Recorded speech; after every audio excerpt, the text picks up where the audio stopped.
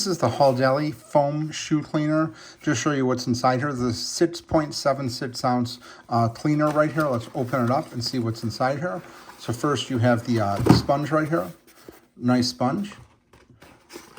Next you have this blue cloth right here. You have this brush, really nice bristles on here, really nice hold on here. And then right here you have the foam cleaner. This is the 6.76 ounce bottle right here. It's a really nice size bottle. I really like the design of this. It's got a nice taper to it right here, and just open it up right here. You can see it just unlocks right here. Just push it so it locks into place, then unlocks right here.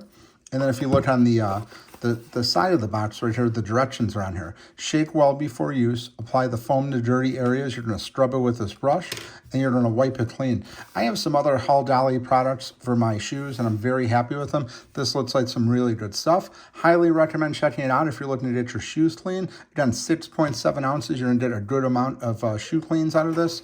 Again, this brush right here, it's just really nice, high quality, and they give you the cloth and the sponge here. So you have a lot of ways to apply this, a lot of ways to get into the leathery area with this brush here, and just looks like some really good stuff. Definitely want to check this out.